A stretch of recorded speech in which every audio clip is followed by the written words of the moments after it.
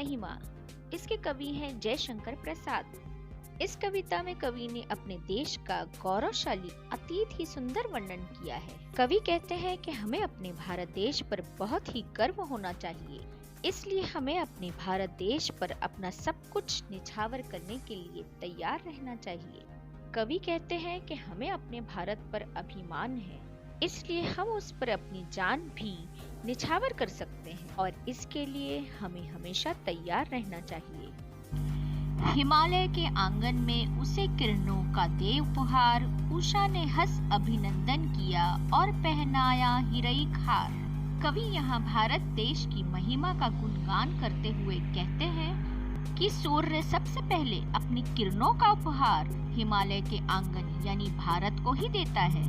यहाँ कवि ने हिमालय पर पड़ने वाली सूरज की किरणों को हीरो के हार से तुलना की है, क्योंकि किरणों के कारण हिमालय की बर्फ एक हीरे की तरह चमकती है। जगे हम लगे जगाने विश्व, लोक में फैला फिर आलोक। व्योमतम पूज हुआ तब नष्ट, अखिल संस्कृति हो उठी अशोक। कवि कहते हैं कि सबसे पहले ज्ञान का जन्म भारत देश में हुआ और यहीं से ज्ञान फैलना शुरू हुआ और आहिस्ता आहिस्ता पूरे विश्व में ज्ञान का प्रकाश फैला। इससे अज्ञान का काला आकाश पूरी तरह नष्ट हो गया और पूरा संसार ज्ञान से प्रकाशित हो उठा।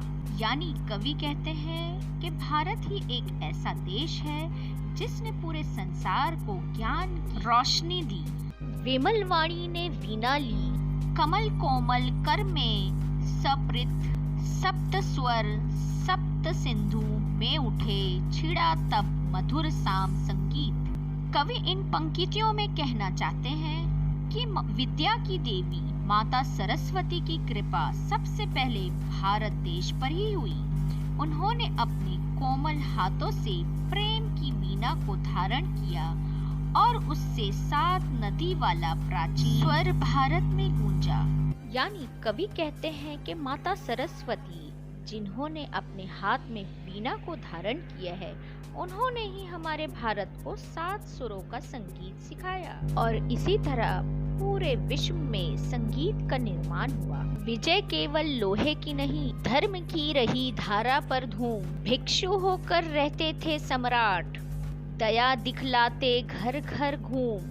कवि इन पंक्तियों में कहते हैं कि भारत देश में लोहे और शक्ति से ज्यादा शांति का बोलबाला है। यहाँ पर सम्राट अशोक ने भी लड़ाई छोड़कर मनुष्य कल्याण के लिए अपना पूरा जीवन त्याग दिया। कवि कहते हैं कि ये वो देश है जहाँ मानव कल्याण ही हमारा सबसे बड़ा धर्म है। ये एक ऐसा देश है जहाँ राजा अशोक ने भी घूम घूम कर लोगों को दया और शांति का उपदेश दिया।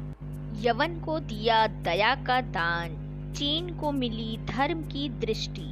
मिला था स्वर्ण भूमि को रत्न, शील की सिंहल को भी सृष्टि।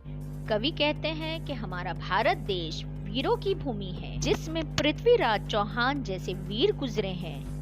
उन्होंने अपने कट्टर दुश्मन गौरी को भी क्षमा दान दिया। कवि कहते हैं ये वो देश है जहाँ सम्राट अशोक ने भी भिक्षु बनकर पूरे भारत देश को शांति का पाठ पढ़ाया। कवि कहते हैं ये वो देश है जहाँ सम्राट अशोक के भिक्षुओं ने भारत देश में घूम घूम कर लोगों को धर्म का प्रसार किया, यहाँ तक कि वो चीन भी गए और लोगों को शांति का पाठ पढ़ाया। कवि कहते हैं स्वर्ण भूमि यानी बर्मा के लोगों को बौद्ध धर्म का ज्ञान भी कराया। सिंहल द्वीप यानी श्रीलंका को भी पंचशील की सिद्धांतों पर चलने का रास्ता बताया।